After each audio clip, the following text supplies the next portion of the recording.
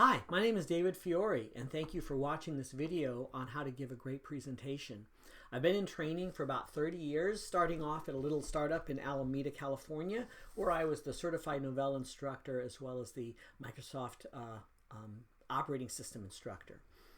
If you're watching this video, it's probably because someone asked you to do a presentation and you're a little uncomfortable, as most people are. There's a study that showed that more people are afraid of getting up in front of others and speaking than they are of death, right?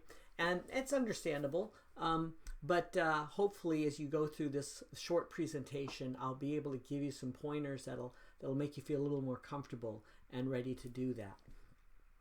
So how do you give a great presentation? Well, the first thing is to establish your credibility. Why should your audience listen to you? Why are you qualified to speak to them? And that's what I just did. I said, I've been in training for about 30 years, told you where I started, gave you a little bit of my background so that you have some reason to think that I might have something to say to you about how to give a presentation. This is an important thing for your audience because they have a right to know why they should give you their attention. It will make them better able to pay attention to you and to get what you have to give if you've established your credibility at the outset. The second thing that's really important is to speak slowly. Now, there's a number of reasons for this. Well, first, why do we tend to speak fast? It's quite normal when you've been called upon to give a presentation and you haven't done it much before, to speak really quickly. You go through your points really quickly, and it's because we're nervous, and it's because sometimes I think it's because we don't want to waste people's time, and we feel like, oh, they probably don't really want to hear me. They probably are wishing I was over and done. You know, put those thoughts out of your mind. Okay, you're here to give them something of value, and you have something of value to give them.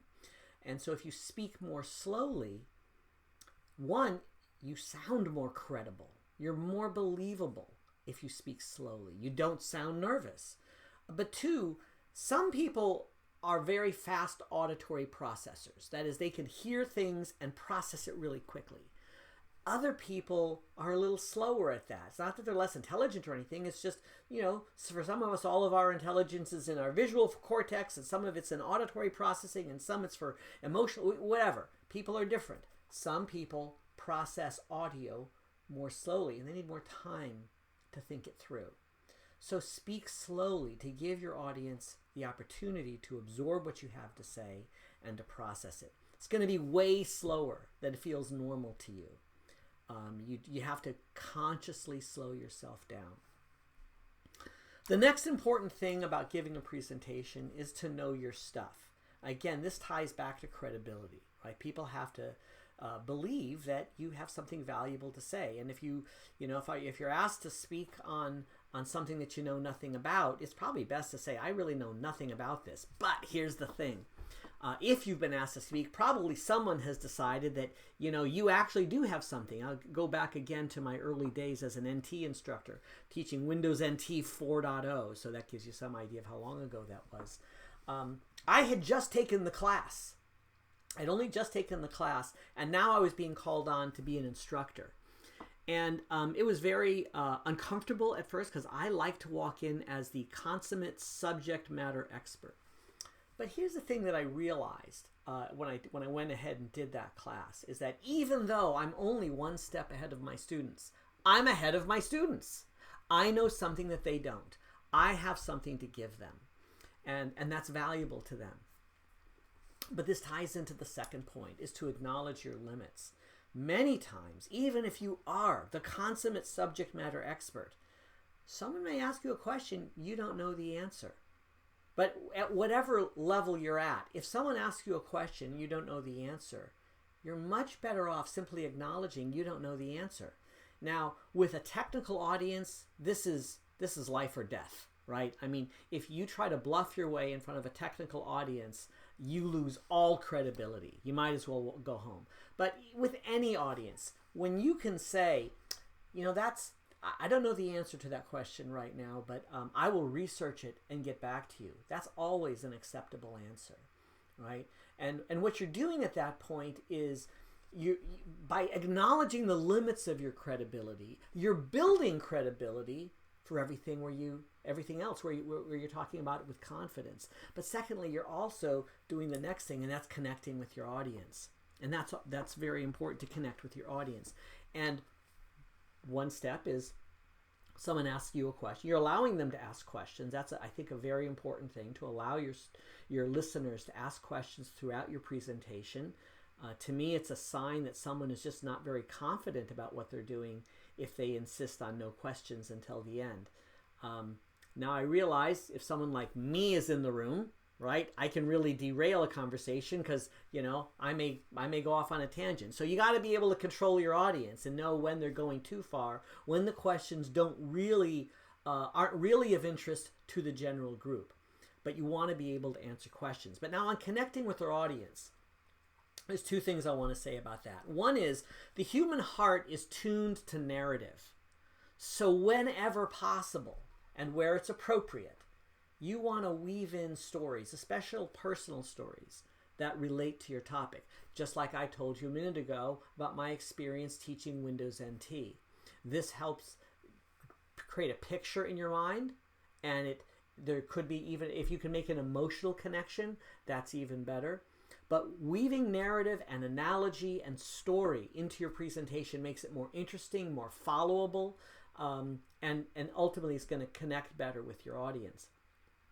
Another thing about connecting with your audience, and this relates to questions, is to the extent that it's possible, you want to get to know your audience. Now, when I used to teach Turbonomic, it's a 2-day class, and at the beginning of the first day, we'd spend about a half an hour. There'd typically be like 10 to 15 students, maybe 20 students. And I'd ask them all, what's your name, your role, what do you want to learn in this class? The questions aren't so much what's important as giving every person an opportunity to be heard.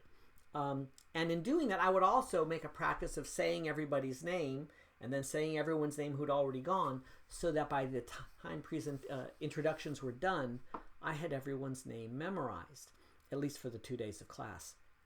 And that way, when people ask questions, I could call on them. Yeah, Sue, you had a question. What's your question?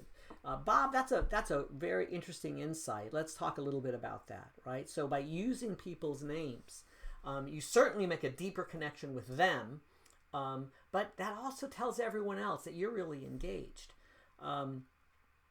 Another thing that's really good is to the extent that you've had an opportunity to understand what specific people's concerns are, or questions, or reservations, you can address them. For instance, again, when I would teach Turbonomic, there would always be someone, the storage guy in the back of the room, arms folded, you got nothing for me. So when we start talking about storage, I would say, now here's how Turbonomic can help you with your storage infrastructure. So and then maybe even address the person by name. So Bob, do you see how now there's a communication that you can now have with the infrastructure people that allows you both to talk the same language about storage and to understand the implications of one another's decisions on one another's domain. By connecting that to the people's personal world, you make it much more relevant to them and much more interesting. So connecting with your audience, very important. Another thing is structure. People will find it easier to follow what you're saying if you provide a visual outline. Now, in a longer presentation, I would begin with the outline, say, I'm going to talk about these, 7 or 8 points, right? And then you go through your outline and you deliver it. And then at the end, you say, in review, we talked about these 7 points. Now, this is a short presentation. I'm not doing that. But you'll notice I am giving you a visual outline. Another note on that, this is not a course on PowerPoint, but it is a course on presentation. And many times we use PowerPoint for presentations, as I did here. What I see many people doing, and this is a huge mistake, is using PowerPoint like a document.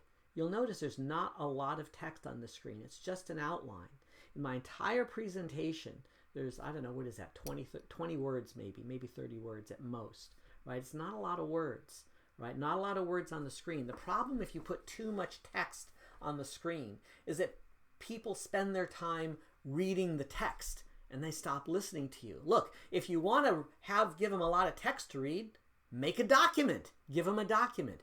But a presentation is an interactive, visual and auditory event. So you should focus on what you're going to say and have just enough text on the screen to provide the structure about what you're saying. And another really nice thing to do in a presentation, again, because it's a visual format, is to have a lot of graphics, right? And then you talk about the graphics. You can say as much as you want, but there shouldn't be a whole lot of text on the screen. And then the last thing is, when your presentation is over, you thank your audience. Thank you for your time. Folks, thank you for taking the 10 minutes or however long this video is to listen to me tell you about how to give a great presentation.